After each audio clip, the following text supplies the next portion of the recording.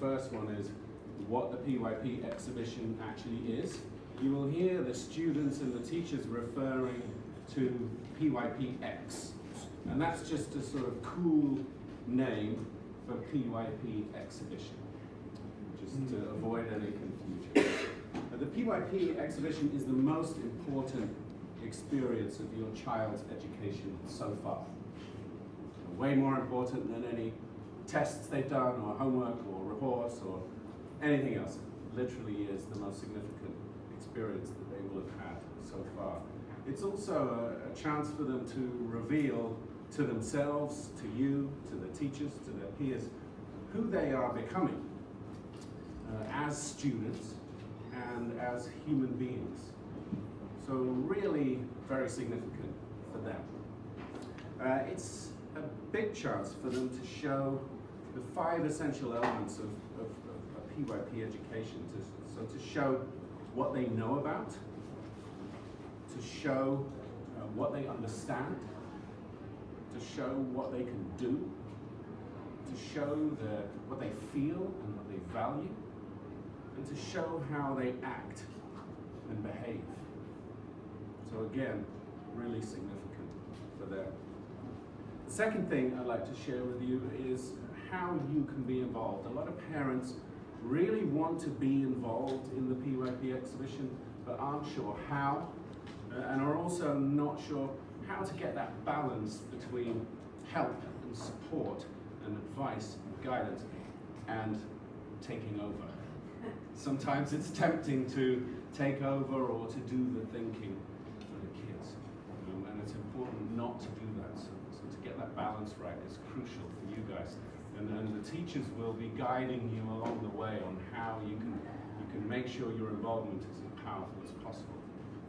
But the first thing really is just to be interested in what your child is working on, to take an interest, to ask lots of questions, to help them make connections between what they're working on and the outside world that you're involving them in the weekends or during holidays and so on. So to really get involved with them, ask lots of questions. Another thing that can be very powerful is for you to connect your child with people that you know. You're an amazing resource because you also have many, many connections out there in the real world that could really take the students to another level if you connect them. If you think, right, oh, my child's working on this, that reminds me of that friend of mine who is working on that here in Ho Chi Minh City or in San Francisco or wherever, and helping them make those connections, get them out there into the real world is extremely powerful. Another key thing is confidence. This is really all about helping them build their confidence. And so being a parent that's there to support rather than to criticize, although of course being critical can be very, very constructive too, but making sure you balance that is again very important. And then one of the main things, and I know that Leah's going to touch on this, I think, or maybe Robert, is the main way that you can help your child is to make sure they're here. Sometimes we lose kids to extended holidays during the period of the PYP exhibition. Luckily, we've just got through TET, where we tend to have some kids who leave early and don't come back late. But please try and avoid in March, in the holidays there, and any other times like long weekends, try to avoid keeping the kids away from school because it really does have an impact. And then the third thing, oh no, I just want to say one more thing about parents, sorry. Oh, you're still on that slide, that's it. The third thing is the weekly checkpoints that the grade 5 team are going to be running. That's basically an opportunity for you to just come in every week and catch up with the kids. It's informal, although sometimes the teachers may have specific tasks that they'd like you to engage in with the students. If you can't come in at that time, these are very flexible teachers. They love having parents in the classroom, in the grade 5 corridor, involved with their child or with other children. So please just let them know. If you can't make it at the specific time, let them know and arrange to come in any time, and they will welcome you with open arms. Last thing, the focus. The focus is not a repeating formula for the exhibition. So the exhibition should not be the same every year. So what the grade 5 teachers do is they put in a lot of work to figure out a focus that is right for these students this year. So last year there was quite a specific focus on business and profit, and this year that focus will have shifted a little bit to account for the different personalities that we have in the grade 5 student population this year. So I'll hand over to the grade 5 teachers and they will start to inform you about what that focus is. So like what Sam sort of provided us with the why, this is the actual what we're going to be doing. So students will start an enterprise. The week of May 29th, students will share their story. So there's sort of the passion, the action, and then the telling of that journey they went through. Just so we can all be really clear, similar to what Sam said, remember at the beginning of the year we did Business Blitz, and we sort of did a crash course in starting a business in 1 week. And a lot of kids made lemonade or silly putty. The idea is the same, the process that they might go through, but instead of 1 week, we're taking 13. So we expect a lot more depth. We expect a lot more meaning in what we're doing. And so we want to make sure that we know an enterprise is not necessarily a profit-driven business, but it is a project or an undertaking, typically one that is difficult or requires effort. So it is a journey and it is a process that we're focusing on that journey and not just the one final product. And it's going to be fun. Most importantly, they're choosing something they're very passionate about, and it should be an entrepreneurial spirit. Okay, so maybe you've heard some of your kids come home and try to pronounce that word, entrepreneurial.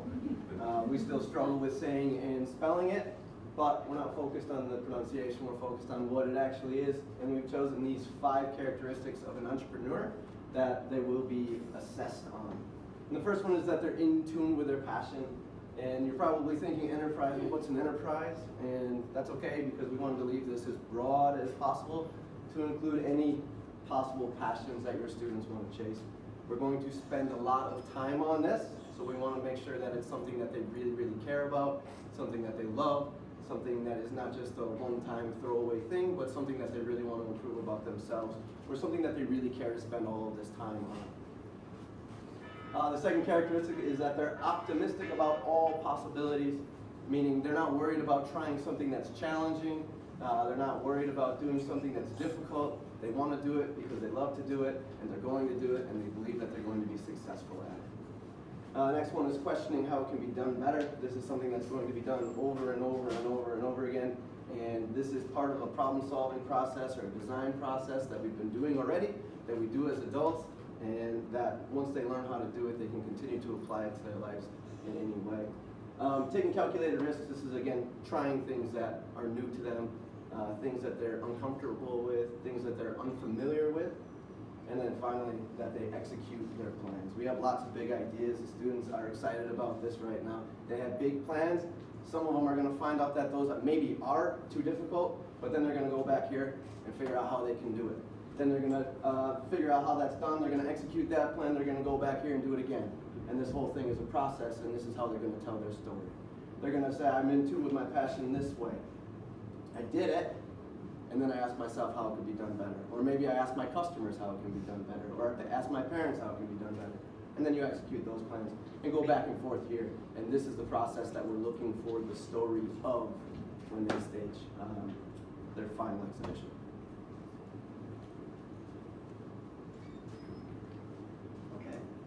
So, like Sam mentioned, you are very welcome to visit our classrooms every Friday from 8:45 to 10 a.m. If you would like to email me that you're coming, great. If you don't, just drop by. That's wonderful too. That goes for all of us. Student-led conferences will be on March 1st. There will be a normal school day for grade 5. Please come in anytime to check with your child. There'll be no checkpoint happening.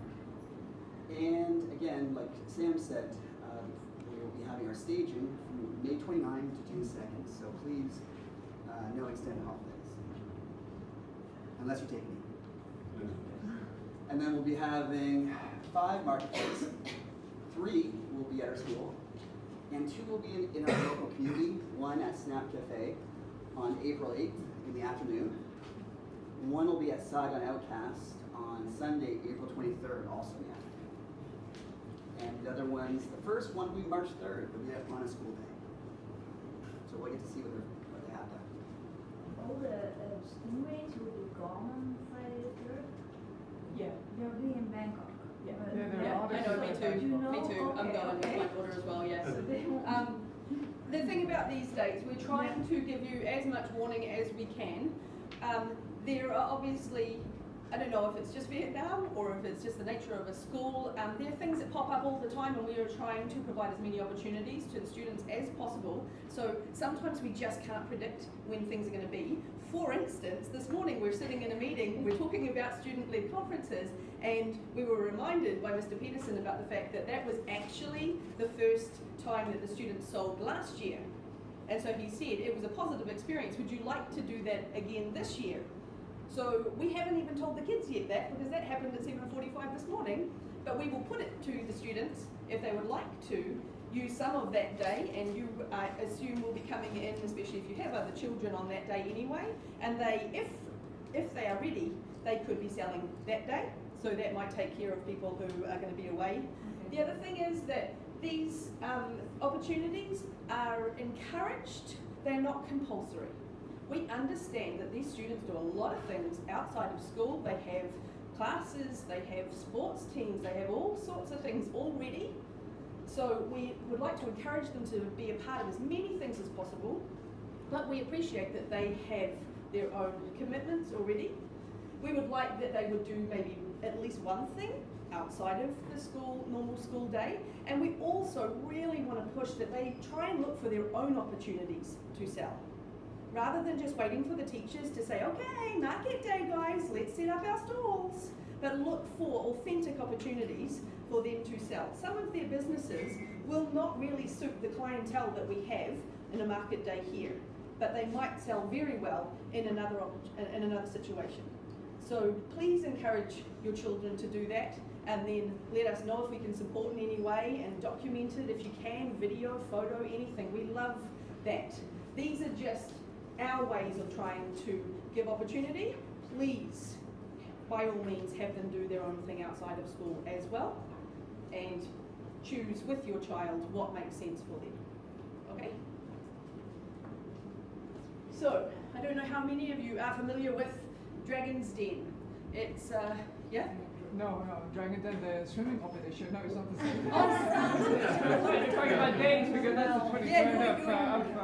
right, your head's all on swirls, that's cool, I understand. This one's actually a TV show, and what it is, it looks different in different countries, but people go on with business ideas and they pitch their idea to a panel of judges asking for investment.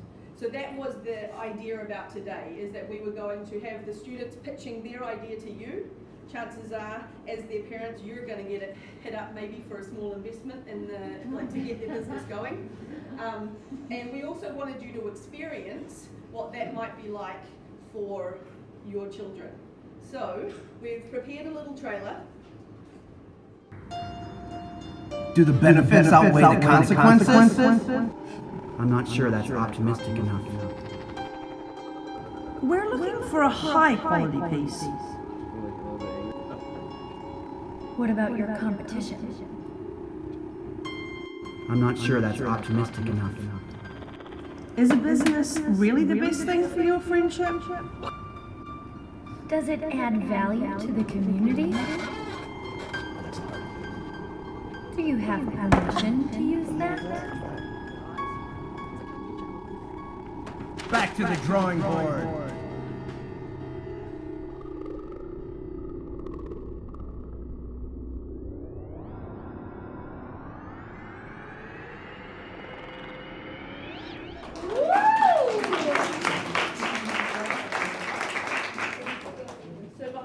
So the idea behind that was that we were setting the scene for you, because we challenge you right now to get together with people that you feel comfortable with and to create an enterprise, an idea for an enterprise that's going to appeal to your grade 5 child.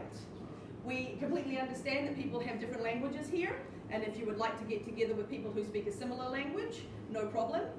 You've got 20 minutes to do this. We've got some markers and some paper over there, and then we're going to take you upstairs and you're going to pitch to your children, just so you have a little idea about how they're feeling right now, because then they're going to pitch to you, okay? So, I have no idea how this is going to work. This is probably going to look exactly like when we say to the kids, get into groups. But please find some people that you can work with, and you have 20 minutes on the clock.